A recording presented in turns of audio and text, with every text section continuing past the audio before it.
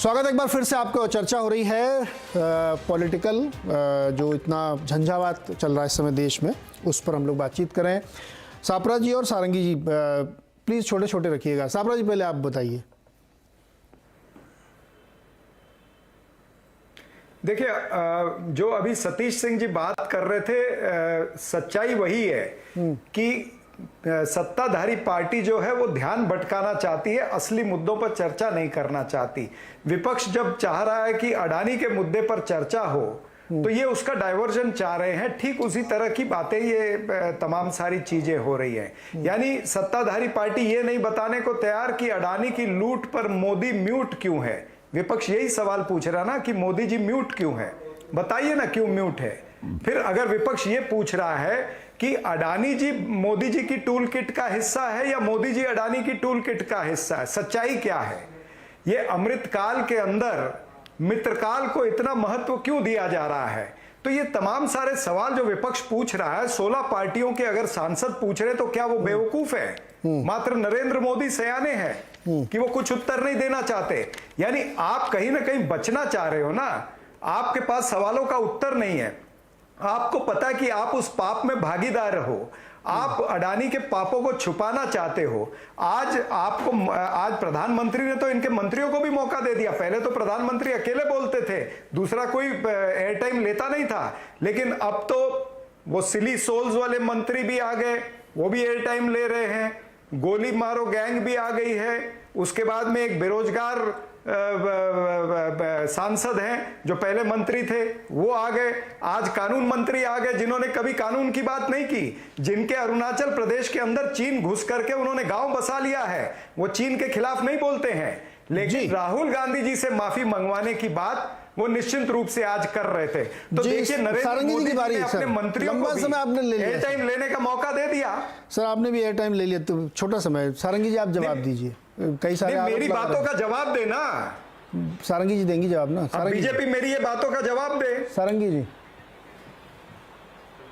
इधर उधर की बात ना करें। सीधी सी बात है।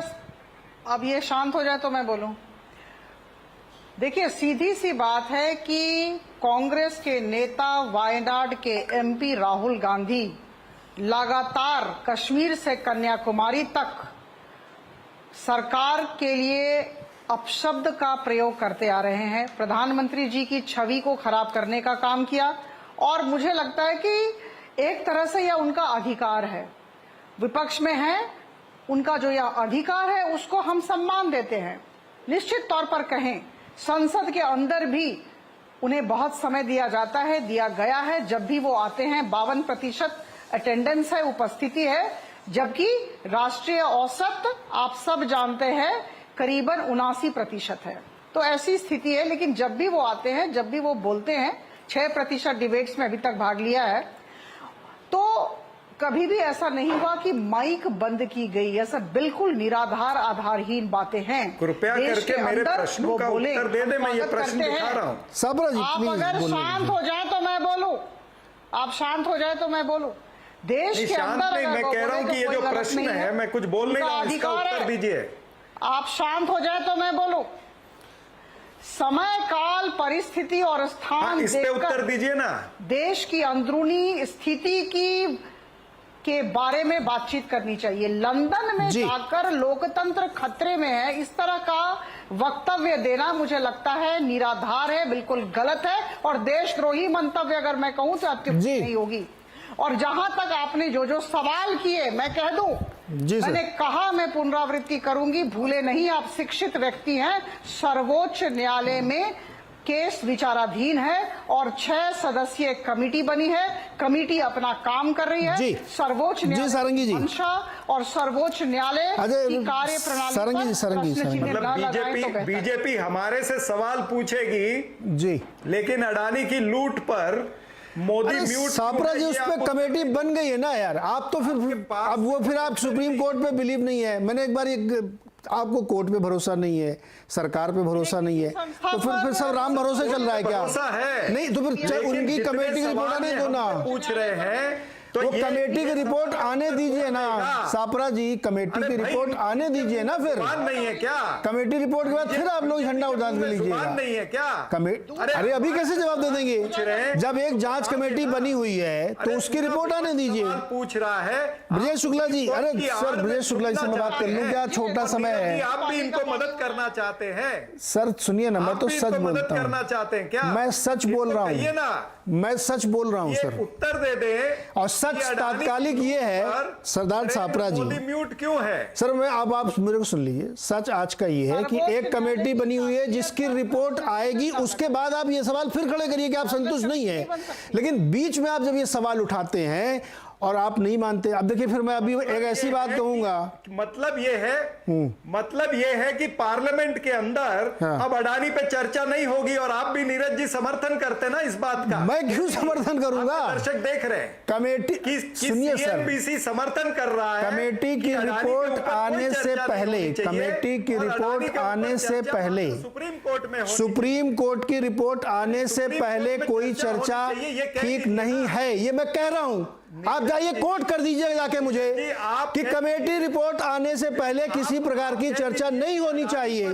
कम से कम सुप्रीम कोर्ट की इज्जत को तो ख्याल करिए आप लोग। सुप्रीम कोर्ट एक रिपोर्ट दे रहा है, उसके बाद चर्चा करिएगा ना। आप सुप्रीम कोर्ट की इज्जत की बात मत करिए, तो और किसकी बात करूं? मैं उसी कोर्ट की बात कर रहा हूं। अडानी की चर्चा पार्लियामेंट में होनी चाहिए। कोर्ट की रिपोर्ट आने के बाद बस जवाब तो सुन लो महाराज, चर्चा होनी चाहिए या नहीं? जवाब सुनेंगे आप? अडानी पर चर्चा होनी चाहिए नहीं होनी चाहिए? जवाब सुन लो। कोर्ट की रिपोर्ट आने के बाद बात खत्म।